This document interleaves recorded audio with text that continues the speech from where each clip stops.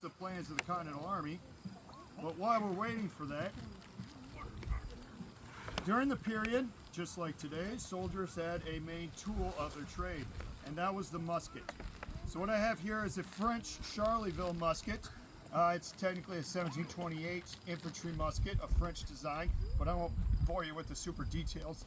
It was a smoothbore flintlock musket. So they called it a flintlock because that is what ignited the charge. So the way that works is we have a piece of flint here, and we have a frizzen, and that frizzen is made of a hardened steel.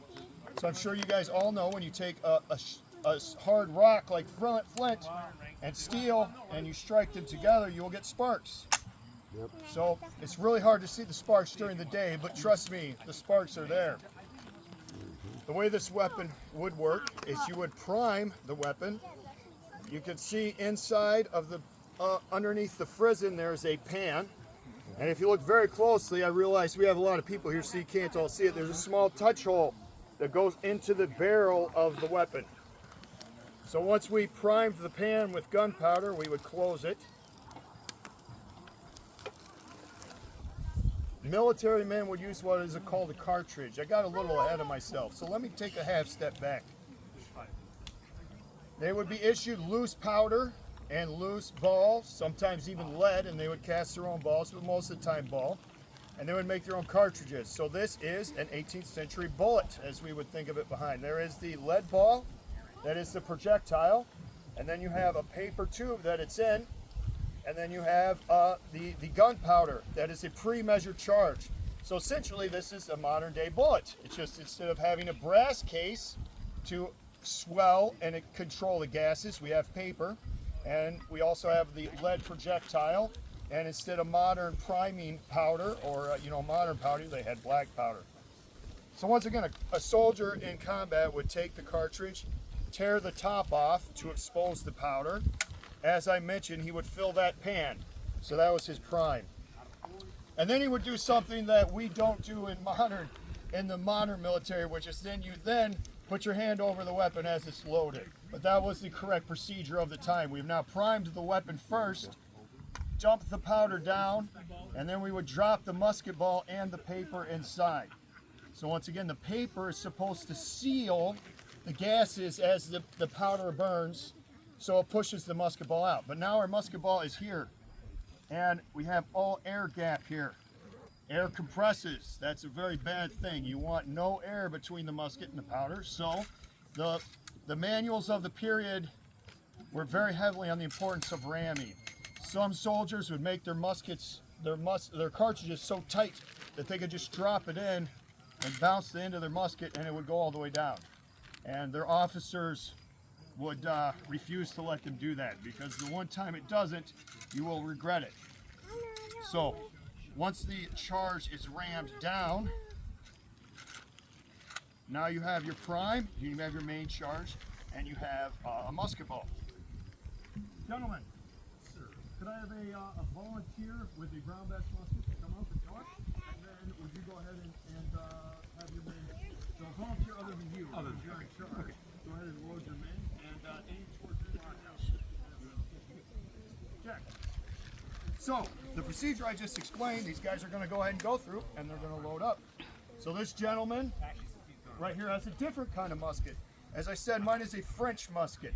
The mortal enemies of the British, as we say. The French were one of the other superpowers of the world. This gentleman has a Brown Bess musket. So this is a Shortland model British infantry musket. So as you can see, it is all of the same features. The cock with the flint and the frizzen. Sorry, I'm going to take your hammer saw off. The steel frizzen and the same tube. So it is the exact same way of doing things.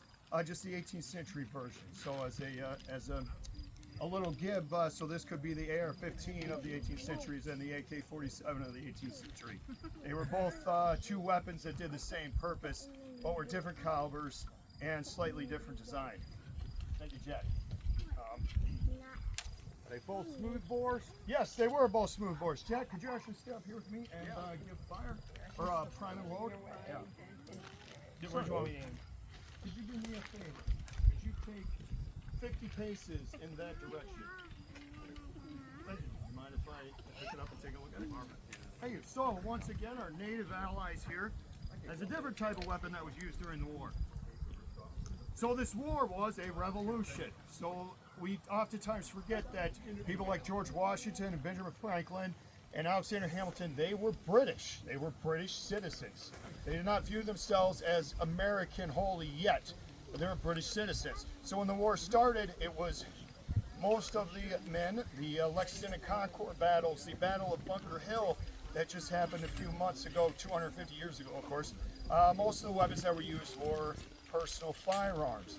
Now, not to go into the weeds with it, there were quite a number of committee of safety muskets and so on and so forth like that. I try not to go in the weeds, but personal firearms were definitely used extensively in the Revolution. So this is an example of that. A traded gun to a Native American warrior. It would have been a smaller caliber, all kinds of various sizes, but instead of being a military model gun made in a generally speaking organized fashion, it would be. Yes, sir. I'm gonna have it there. Okay. So if you don't mind wheeling towards the blockhouse, and we'll give fire in just a moment. Okay. Civilian weapons were of all kinds of different makes and models and designs. That's the difference. We had civilian weapons as well as military weapons. So if you could cast your attention to our band of infantry here. And then could I have you come stand over here, Jack?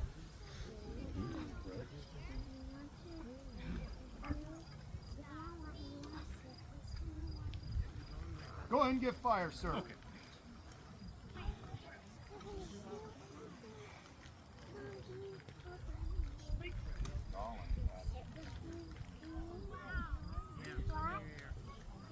All right, so one moment.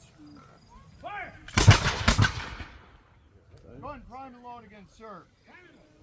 So, one other aspect of the weapon that was just as important, and this is what made the military weapons superior to the infantry rifles, was the use of the bayonet. And I will demonstrate why that is important as it is.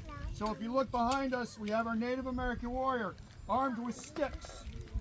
So, ladies and gentlemen, could I ask you to clear a path here? Could I ask you to clear a path here? So here we have our young Continental soldier armed with a musket. So, sir, could you please point down range? I would like you to give fire, about face, reload your musket, and be ready to fight. Turn around. As fast as you can, but remember you must use your ramrod. So please turn. You want me to turn around? So give fire in this direction, and then turn back to face your opponent. And then load. And then load. Thank you. So young lady, so please, could I have a nice gap here? So we can simulate a situation in which our European soldier, McLean, present, give fire. Ooh. He missed. Turn around. Reload. Reload. Reload. Reload. Reload.